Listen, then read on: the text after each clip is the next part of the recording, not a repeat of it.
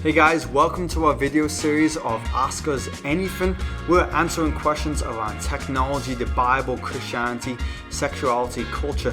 Pretty much nothing is off limits. So let's go. Hey Andy, thanks for being back again on another episode of our conversations around Ask Us Anything. In this way, I've got another question for you that I think builds off another conversation, a previous conversation that we've had around relationships. This one comes at it from a slightly different angle, but it's coming to you right from the question of, should a dating couple go on vacation together? And I think there's maybe different contexts that you can answer this, like just them separately together, or could they go with other couples, or is it okay for them to go with a family member? And so maybe tackle it from all different sides. Yeah, what a great practical question. I think this is anybody who's dated, you've come across this question. What am I going to do in this situation? And depending upon the the logistics around your relationship, if it's a long distance relationship or the like, I mean, Mhm. this isn't like an easy question to answer. Right. So I think what you're getting at there, Stu, even with just nuancing it, this is one of those questions that you just can't put a blanket, no, or a Right. blanket yes. Yeah. This is one of those questions that requires wisdom. So, for example, I know plenty of godly couples that when they've dated that have gone on vacation with a family. So maybe the family of one of the guy or the girl is going on vacation and you get invited along. I've seen that, and I actually think that can be a very positive experience where you can get to know their family better and build into relationships. But no matter what the situation is, I think wisdom is required. So there are moments that I think would be an unhealthy idea to go on a vacation together. For example, let's imagine a couple is dating and they want to go on vacation. They want to travel to Europe, or they want to go camping or whatever. I would say that would be unwise. So, like, is it wrong? Well, I don't know that it's wrong. I don't know that it's sinful, to go on vacation together when you're dating. But I do think it's unwise because you would be putting yourself into uh, a situation in which you could behave in ways that you normally wouldn't, and it would be far wiser to either not go at all, or to change your plans, or maybe you're going camping, but you invite another couple to come out Yeah. camping with you, sort of thing, Yeah. and you don't stay in the same tent together, sort of Yeah. idea. Because on the one hand, you've got just wanting to be wise and wanting to behave in a way that is above reproach. And as well, you also have to just think about how that looks and what that's communicating as well. So one, Yeah. am I putting myself in a compromising situation? Two, how is that communicating to others, uh, with regards to those that are watching that? I mean, those would be my initial thoughts. What do you think? Yeah, well, I just appreciate you making a distinction between like the blanket answer of this is sin or this is not sin in that way, but going, hey, there's a distinction between that and just acting in wisdom. And I think even in that moment for a couple to go with some friends, that could be unwise for them because those friends just may not care like what happens on this vacation. Or you may have some friends that do and are gonna hold you above reproach and have accountability in that way and make sure there's good boundaries. And so I just really appreciate you adding that in there, going like you got to exercise wisdom and discernment, just as we talked about social media and just what is the motivation behind it. I think it's a similar attitude that we need to have in this. I'll tell you a story, and I think it's okay because this couple now is married. Um, but Let's hope they, it's okay. yeah, I hope, forgive me afterwards, right? But they actually had done some trips together, and I later find out that they didn't tell me this, but if they on a trip, if they screwed up, or in any moment, if they screwed up, The guy was meant to call me up and explain to me that they screwed up and told me what they did. And I was like, whoa, whoa, whoa. Like you're not going to ask my permission on that? It just, but in their minds, that it was like the ultimate embarrassment to prevent them from doing anything. Mhm. Now, I'm not necessarily endorsing that, but we need to think around the circumstances around it. And I think we can have some friendly influences or family influences that can protect us. And on the other side, it can't be that.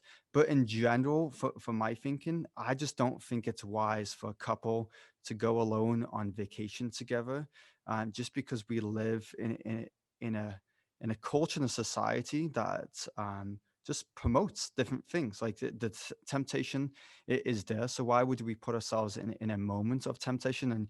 And you talked about it earlier in a previous question around premarital sex and divorce. What we're doing today is to honor our spouse for tomorrow. Whether this person we're dating is going to become our spouse, but we can protect ourselves in that way of honor. And I really appreciate how you framed that before, because I think it affects this question right now that we're having. Well, yeah, I think one way you could even think about it in that regard, if you're married, how would you feel if your spouse told you that they were going to go on vacation with, a coworker or something like that? Well, you wouldn't feel very good about it. But Yeah. so many people think, but I'm going to marry this person. And it's like, well, A, you don't know that. And then B, and here's my other thing that I would just add to this is if you already know that you're going to marry that person, then why aren't you marrying that Yeah. person? Totally. Totally. Like if you want to go on vacation with somebody, do it as a married couple. So I actually had some weddings that happened this last year where they were actually scheduled to happen months, later, but they're like, you know what? Why are we waiting? You Yeah. know, why are we waiting? We want to have sex with each other and we want to go on vacation and start our lives together. And so I think they did the godly thing. They just said, we're moving our wedding up. We're going to just get married next week kind of Yeah. thing. Yeah. And again, they did that in coordination with friends, family, pastor, and all of us were like, "Yes, that makes Right. sense. There is Right. no reason you need to wait another 3 months or 6 months or these year or 2-year engagements. That is just not healthy." Yeah, I think we've had a previous conversation before where we're saying, hey, engagement periods. I think you advise people like no more than 8 months. Am I remembering that correctly? That would be my thinking, yeah. Yeah, yeah, That yeah. You know, if you know you want to marry somebody, then just marry them. Don't yeah. belabor it. Yeah, yeah, totally. I guess my last thought, and then I'll ask you for your last thought as we wrap up this video is, we've seen the hashtags, or people have had the conversations, is that like a boyfriend doesn't get husband rights and a girlfriend doesn't get wife rights.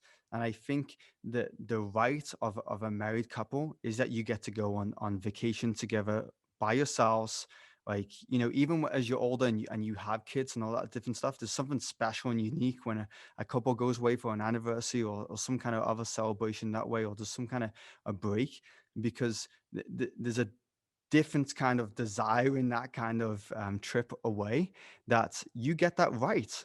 Simply put it, you get that right as a husband and wife, that's in the relationship that you have and the covenant that you're in, that you can go and enjoy that vacation. And if you are not married, then you don't get that right. You can kind of put it to like any other, like with taxes, if we want to put it that way, is that when you're married, you get to put your taxes together, and there's different benefits of that. So in that same, when you get married, there's lots of benefits that come with it. And if you can't wait that long, and God is blessing your relationship, then yeah, get married like tomorrow rather than waiting out this long period. I think you're exactly right. There are people that are dating that want to behave as though they're married, Yeah. and you're not married, but maybe you should be. And so maybe you need to move in that direction. And that's why going, like, say, on vacation with somebody's family or something like that, that's something different to me. Again, if and I said this on a previous question, if dating is for the purpose of marriage, then that needs to be, first and foremost in your Mm, thinking. So it could actually be advantageous to maybe go on a vacation in a healthy way, with somebody's family, because it gives you a chance to know their family and to see if you actually do want to marry this person. Yeah. Yeah, But I mean, if absolutely. you've already made up your mind that you want to marry him and you want to go on vacation with them, and now all of a sudden you're talking about marriage, but without marriage, and now I think you're dealing with a whole different problem uh, Yeah. that needs to be addressed. I think what you said is absolutely right. Yeah, I appreciate this. Like, I know for knowing you that this is not just random thoughts, that you've had these types of conversations, you've journeyed with couples, you've journeyed with young adults for a long time. And these questions that are being asked are very much a part of the ministry that you're involved with, of just being present with people and being able to expand their worldview. And so I appreciate you diving in with us with all these different questions. And I look forward to me maybe to drill you in the future with other tough ones that come down the pipeline. So Andy, thanks once again. Really appreciate you. Really appreciate what you do with Apologetics Canada. And I look forward to more conversations. Yeah, thank you, Stu. It's a privilege.